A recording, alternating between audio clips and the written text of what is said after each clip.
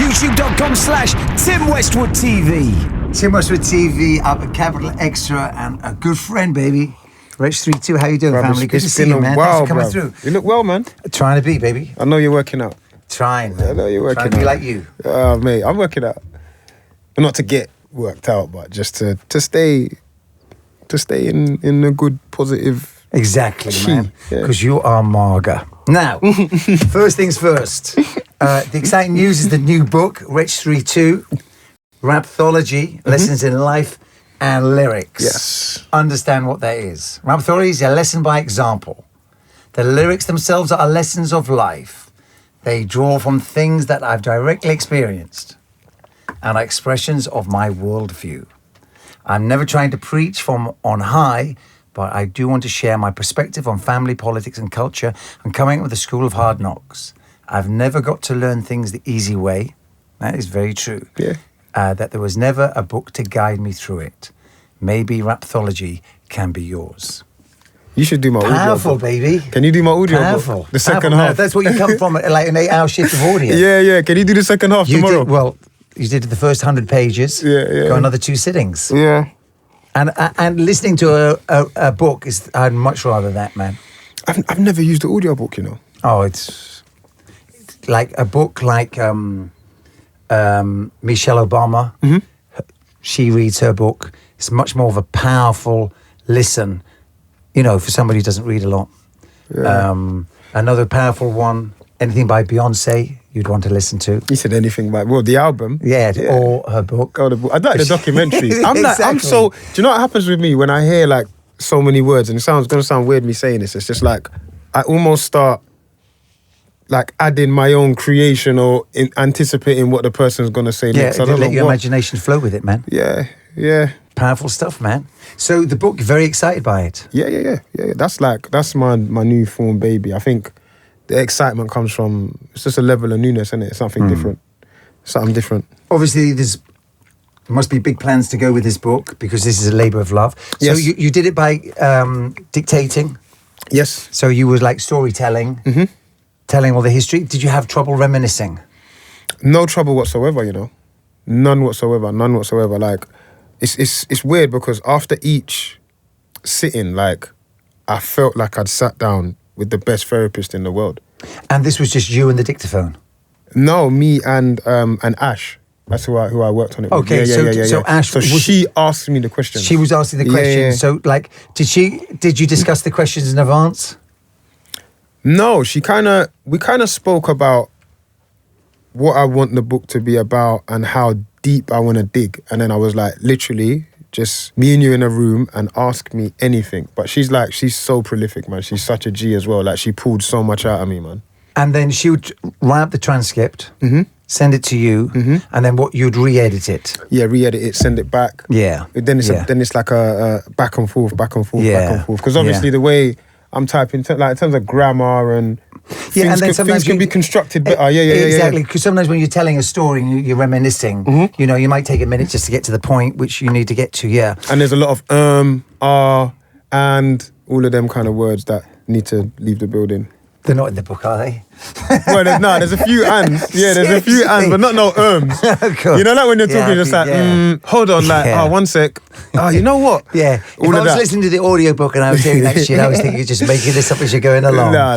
Yeah. You can't freestyle Classic, that. Man. You can't freestyle that. Did you, reminiscing, and you say you've got a good memory for, like, you know, those events which, you know, formulated your life and capturing those moments. Did you find that you could reflect the emotion that you were going through? Yeah, because some books that I've read are just like quite a sterile story of some history, whereas when you live through it, you know, you've got to be able to capture the drama and, you know, your personal side of it. And you got to feel it. But that's why I knew that everything had to be pulled out by Ash. Like, Ash is the gem when it comes to this book, because the questions she was asking and then how she'll lead on to the next question and then she'll just pull me somewhere, and then the next thing I know, I'm like, at the end of the conversation, I'm like, bro, I didn't even realize I felt like that about that situation or that scenario.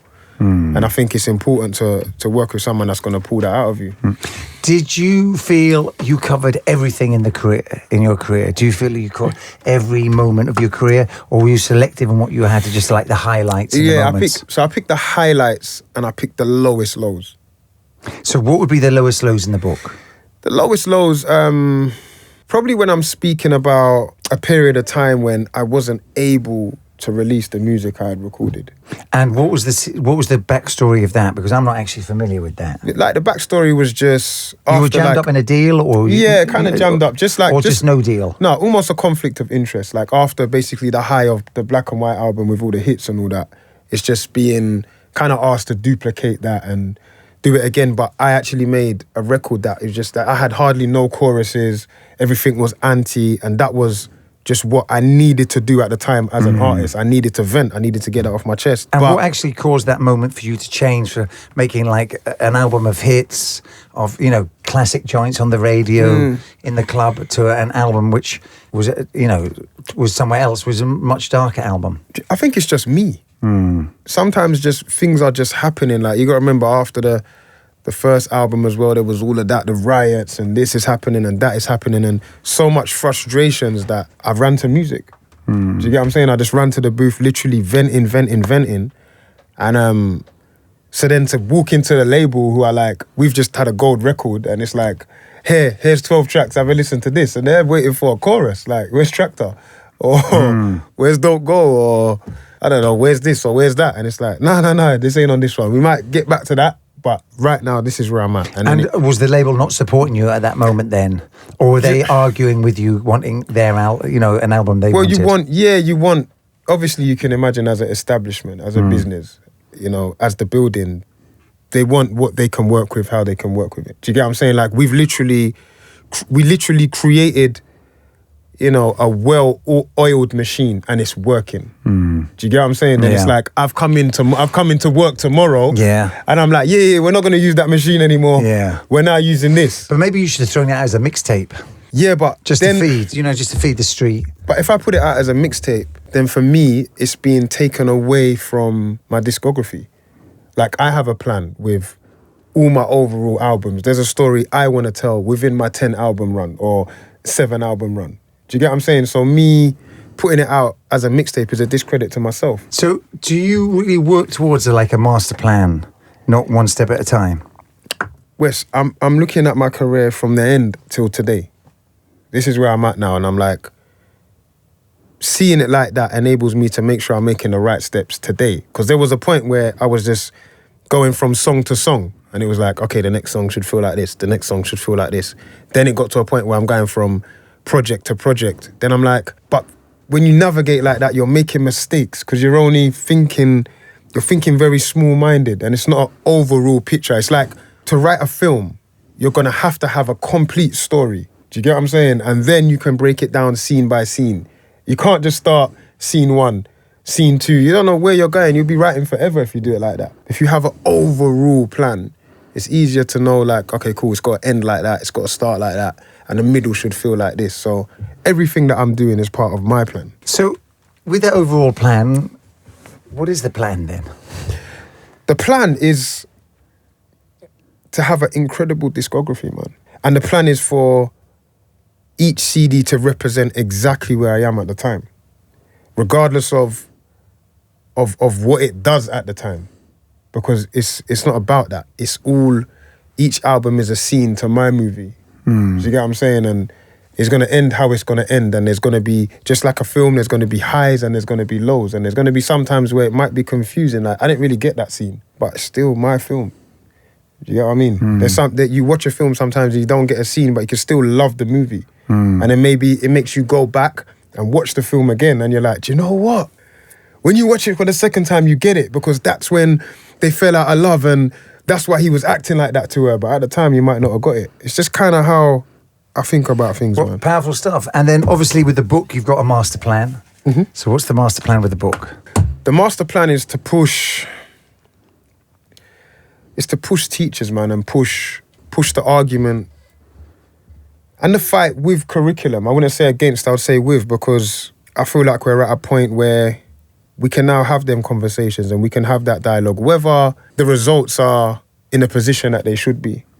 And I think for someone who, I have a sister who works in school, she's an English teacher, and for someone who regularly walks into schools and delivers English lessons, and the feedback I'm getting and, you know, how well the kids are engaged to what I'm bringing to the table, it's like, maybe if there's ever a moment in time to challenge the curriculum, it might be now.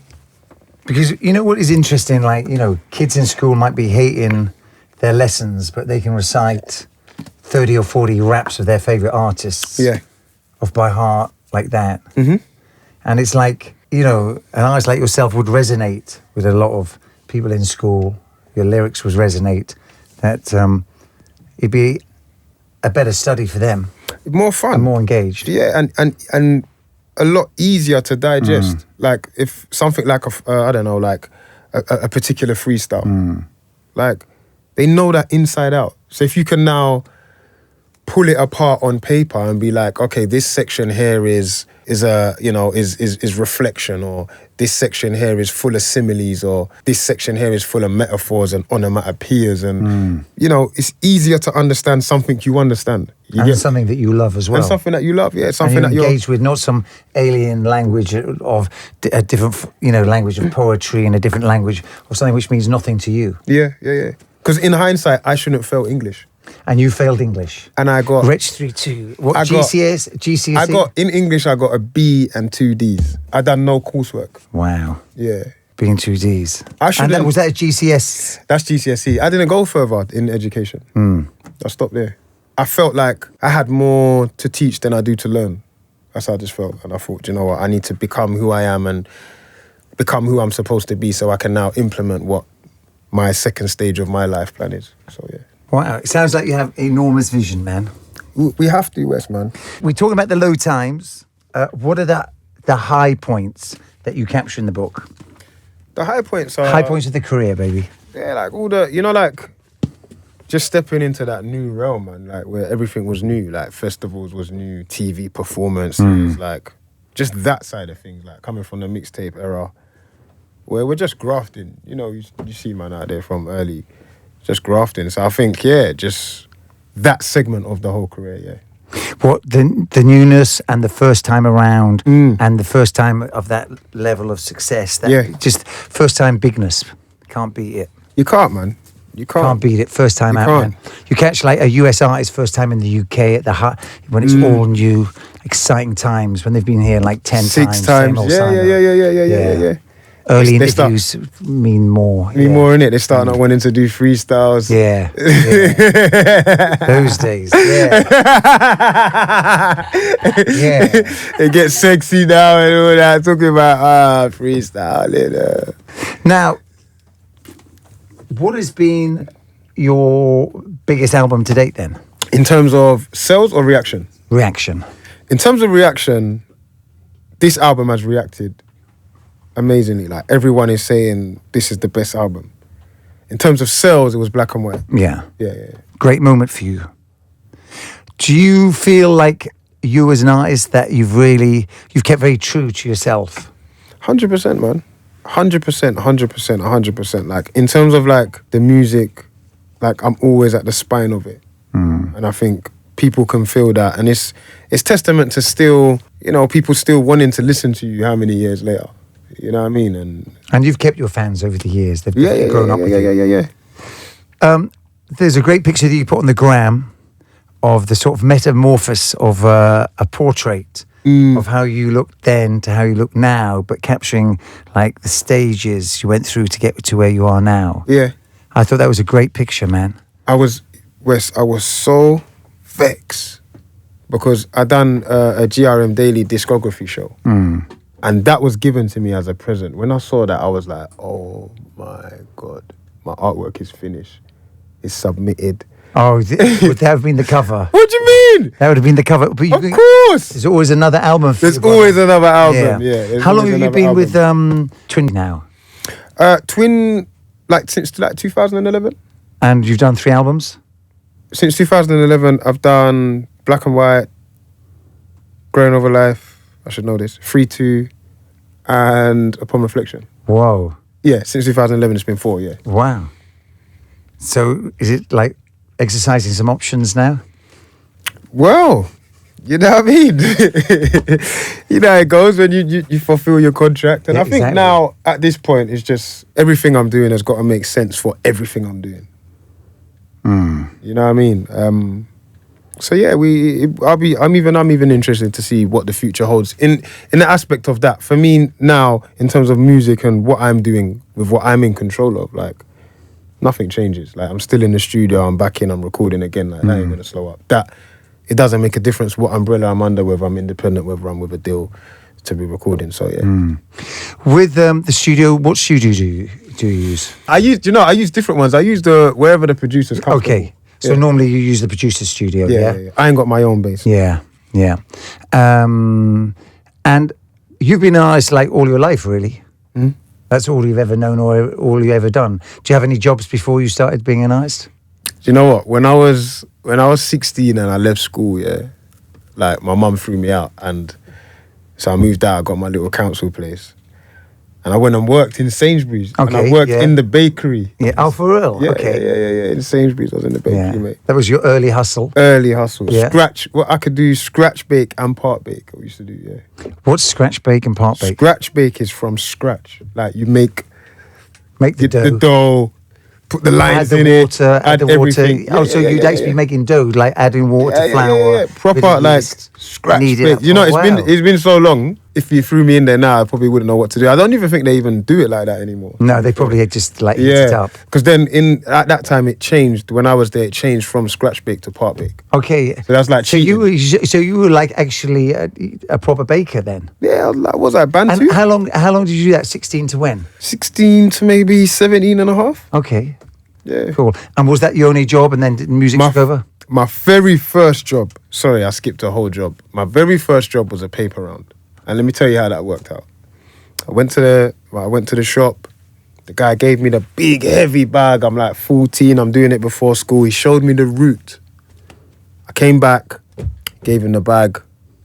And then by the time I got back, some people had come and complained that they hadn't got their paper yet because I've kind of like messed up some of the roads.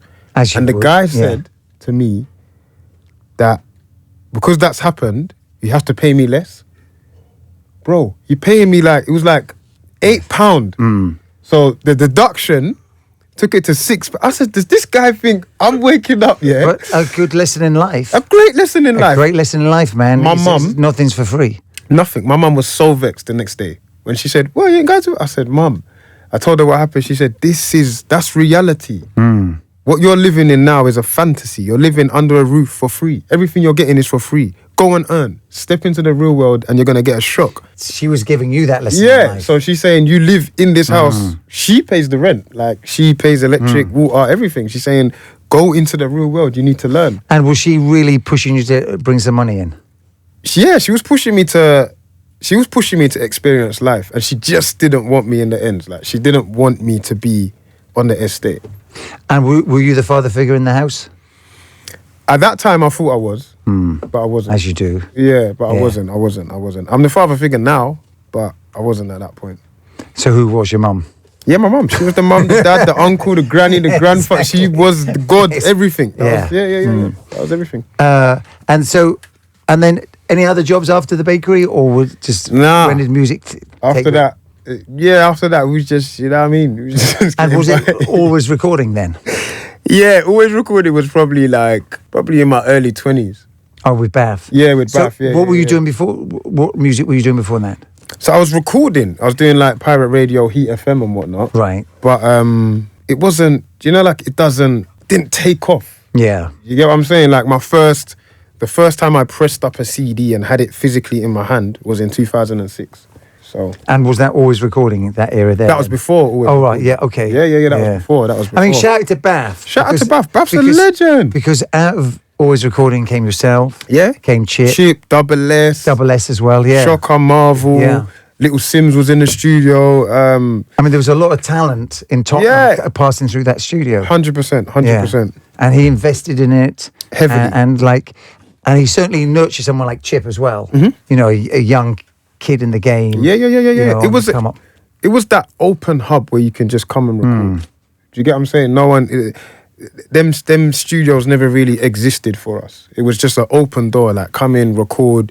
You can do videos as well with Vertex. Everything was like, that was the proper golden era. Yeah, and shout out to Vertex as well, because all those videos were his. Yeah, all of that was Vertex. Yeah. Like, but that was early days as well. That was early days, because you was down there as well. Do you know what I mean? You'd come and pass through and show love all the time. But that was like, you have to think effectively. You had the studio, you had the artist, you had the director, you had everything. Oh, it was 360, yeah. Yeah, it was a whole 360 there. Shout out to Beth, man. Champion, mate. Yeah, well ahead of his time. Champion. And also, helped set the template for what was to come later, man. 100%. And in those days, what was it like? It was MySpace and a bit of Channel U, really. MySpace. And Channel U. Yeah. So, yeah. And before the YouTube really I was kind of dead on Channel U, though. I was kind of dead still. I wasn't really the guy. Like, how much videos did I have? Probably like 3 videos. I've always hated doing videos. Always hated. It's always felt like the fakest part of what I do. Always felt like so far removed from what I'm in love with.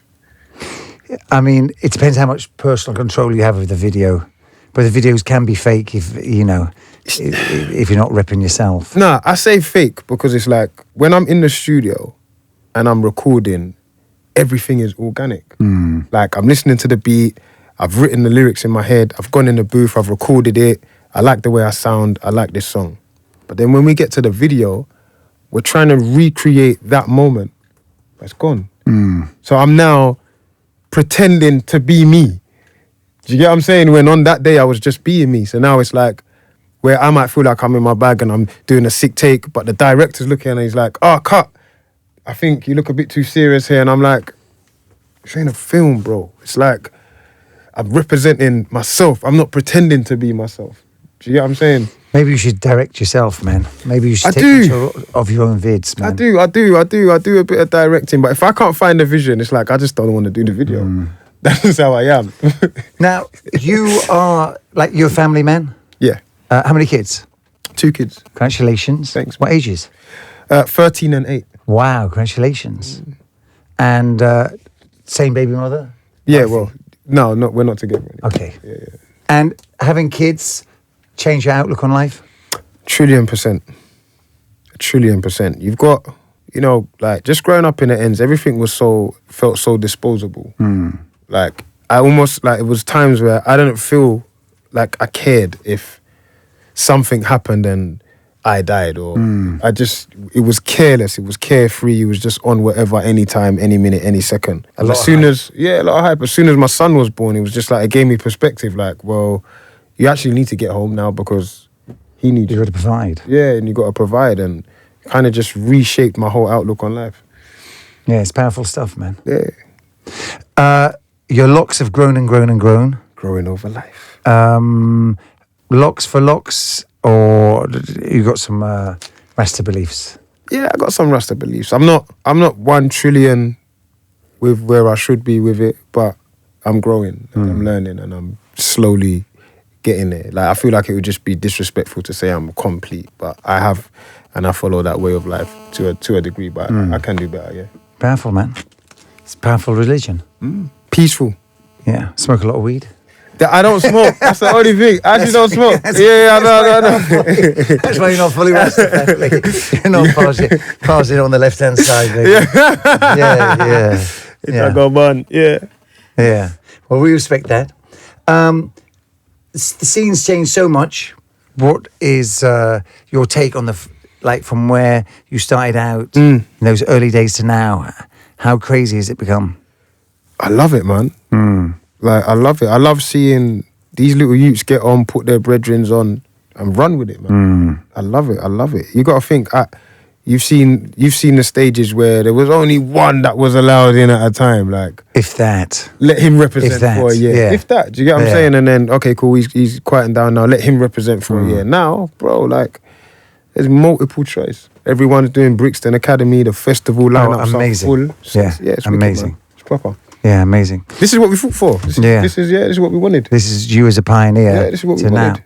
Now, you definitely have the reputation of being one of the greatest lyricists out the UK, and also you're like an artist as well.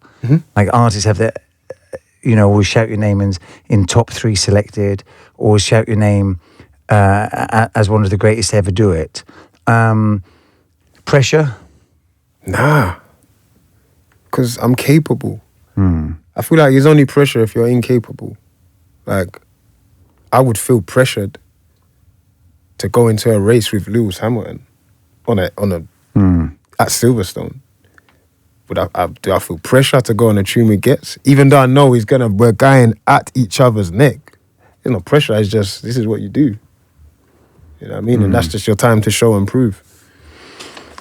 Well, we want to big you up, family. Very excited by the book. Thanks, man. Looking forward to really understanding that. Absolutely love the new album. Wicked, man. Upon Reflection. Yeah. Powerful stuff.